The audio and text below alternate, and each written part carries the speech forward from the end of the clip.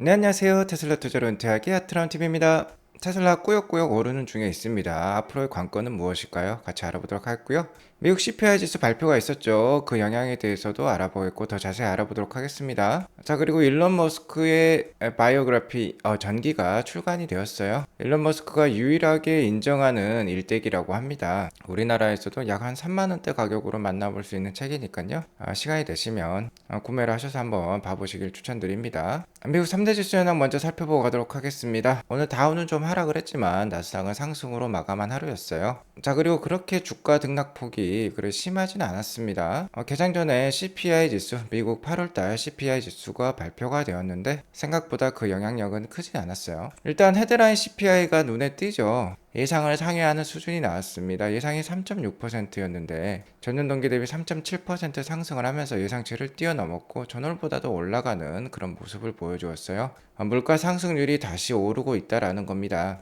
그 이유는 제가 정말 자세히 오랫동안 말씀드렸죠. 최근 이렇게 유가가 고공행진을 하고 있기 때문에 헤드라인 CPI는 올라갈 수밖에 없을 것이다 라고 말씀을 드렸는데요.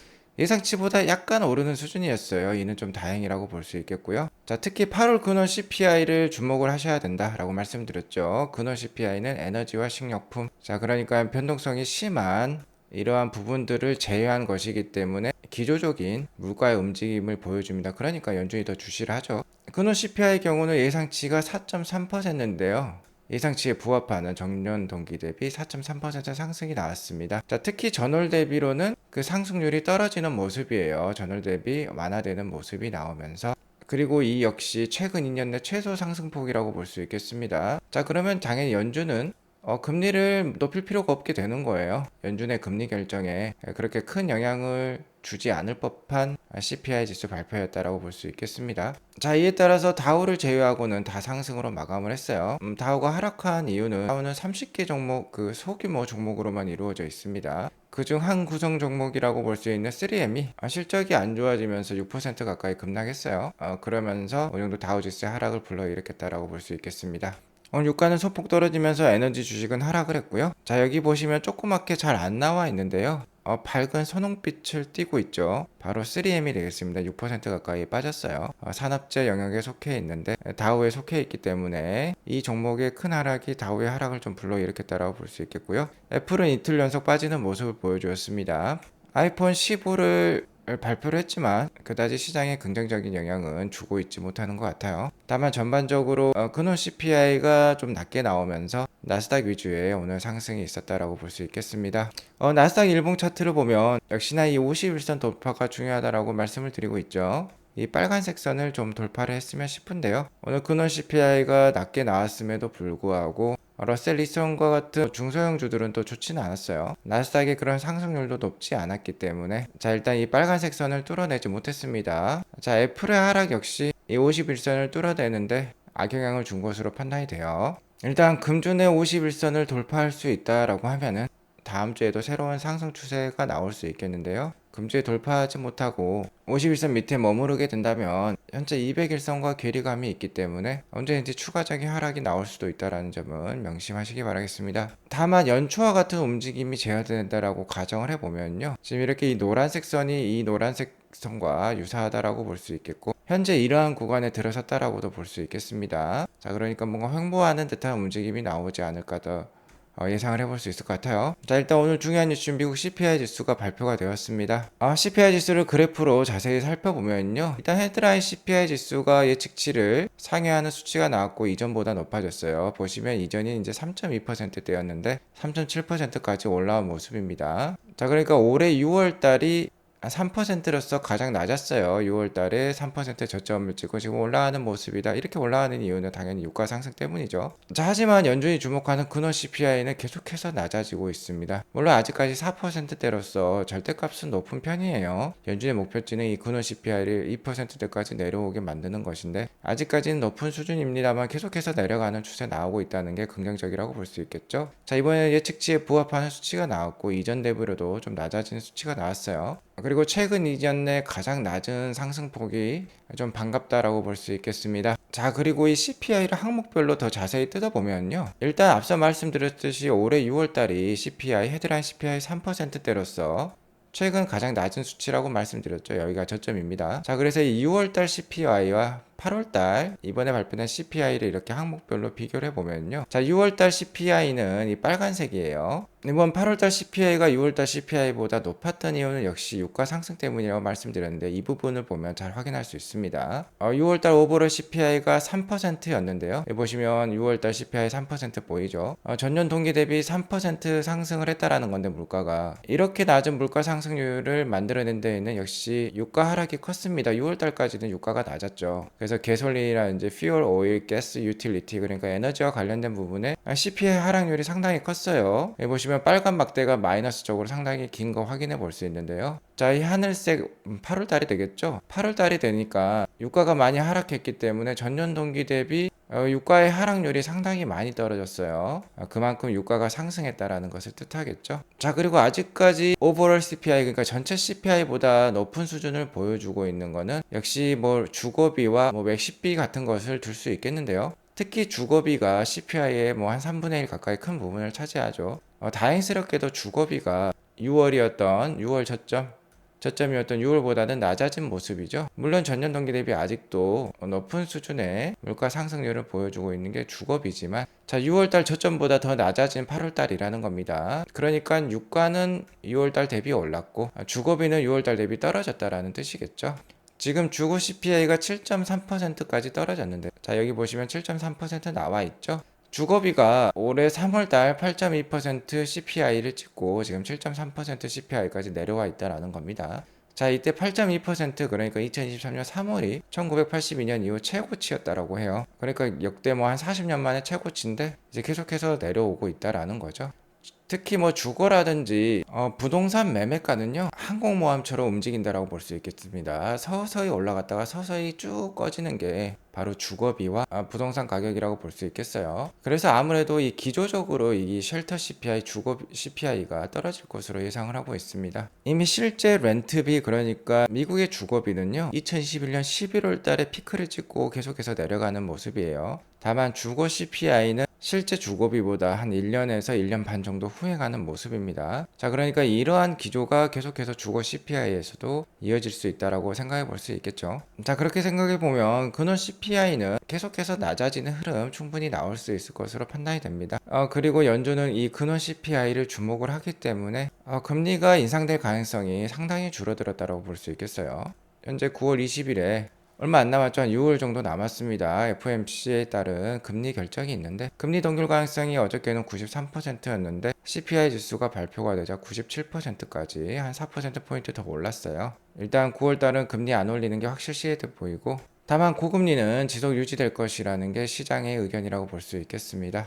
5.5% 고금리가 아무래도 내년 5월 달까지는 이어지지 않을까라고 시장은 생각을 하고 있네요. 어쨌든 중요한 건 연내 금리 인상이 있을 것이냐 없을 것이냐 이 부분이 중요하다고 볼 수 있겠는데 약 40% 이내 확률을 지금 가지고 있습니다.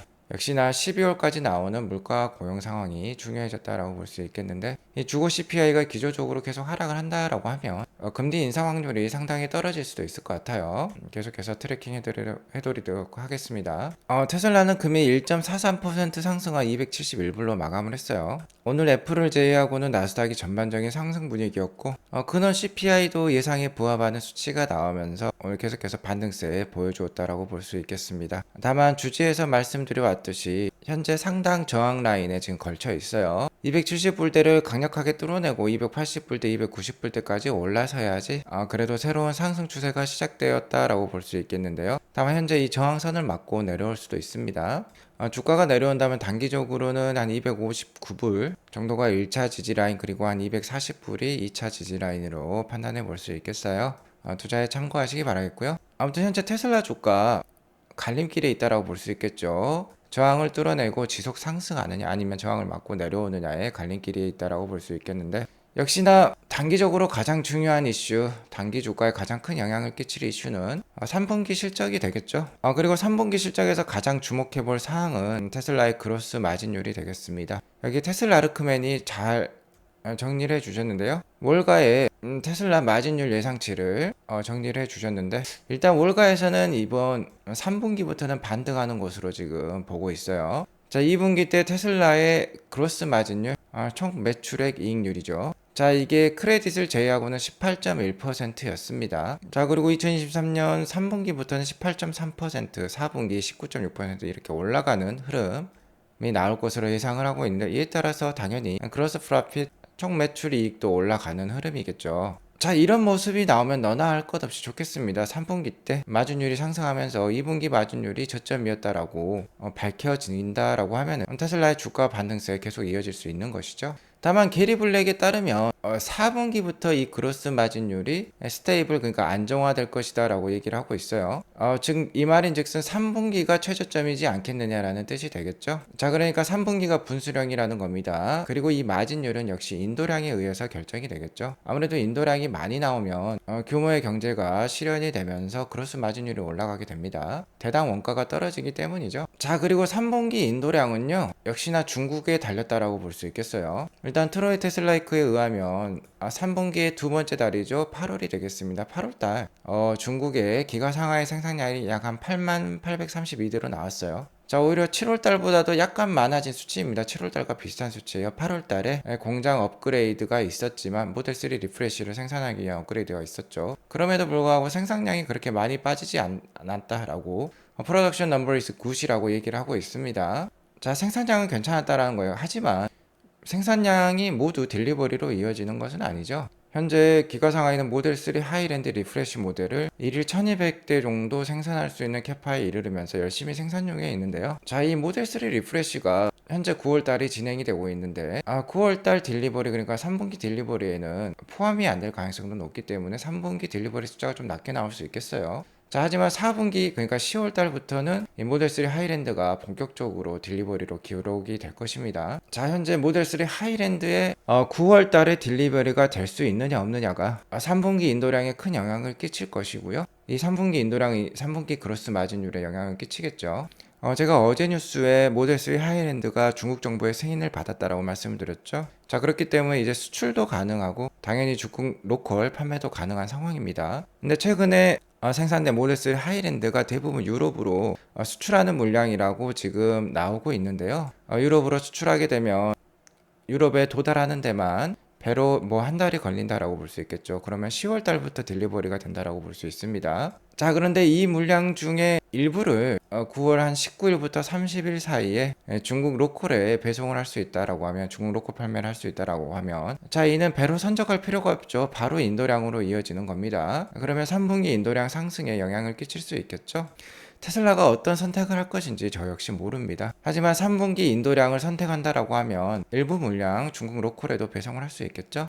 아무튼 뭐 장기적으로 보면 3분기 인도량이 올라가서 3분기 마진율이 잘 나오나, 4분기 인도량이 올라가서 4분기 마진이 잘 나오나 큰 차이는 없습니다. 시기상의 차이는 있지만 어쨌든 이 테슬라의 결정에 따라서 이 분기별 그로스 마진율 언제가 바닥이 될 것이냐가 드러날 것이기 때문에 이 주가의 단기적인 움직임이 좌지우지 될 수 있다는 거예요. 그러니까 아무래도 9월 말까지는 모델3 하이랜드가 어디로 배송되느냐를 잘 추적할 필요도 있을 것 같습니다. 이 트로이 테슬라이크의 인도량 전망치가 좀 더 중요해졌다라고도 볼 수 있겠어요. 자, 아무튼 3분기 월가의 인도량 예상은 46만 2천 대입니다. 그런데 트로이 테슬라이크와 게리 블랙 같은 경우는 약 한 45만 대 정도를 예상을 하고 있어요. 이에 따라서 만약 3분기가 월가의 예상 대비 한 10,000대 이상 빠진다라고 하면은요, 뭐 주가가 단기적으로 약세를 보일 수도 있습니다. 하지만 자, 이 빠진 물량이 당연히 4분기로 넘어갈 거예요. 자, 그렇게 되면 4분기는 월가 예상이 지금 49만 2천 대인데 전체 테슬라 연간 목표치인, 올해 연간 목표치인 180만 대를 맞추려면은 더 높은 숫자가 나올 수도 있습니다. 자, 그러니까 역시 중요한 거는 3분기 어닝콜 한 10월 20일 전후에 있을 것 같은데요. 역시 4분기 가이던스가 중요할 거라고 볼 수 있겠어요. 자, 3분기가 어느 정도 생산량과 딜리버리가 빠진다라는 거는 이미 2분기 어닝콜 때 일론 머스크가 발언을 했기 때문에 어느 정도 다 알고 있는 상황이라고 볼 수 있겠습니다. 그래서 인도량이 좀 빠지더라도 그렇게 시장에 큰 영향이 있지 않을 수도 있어요.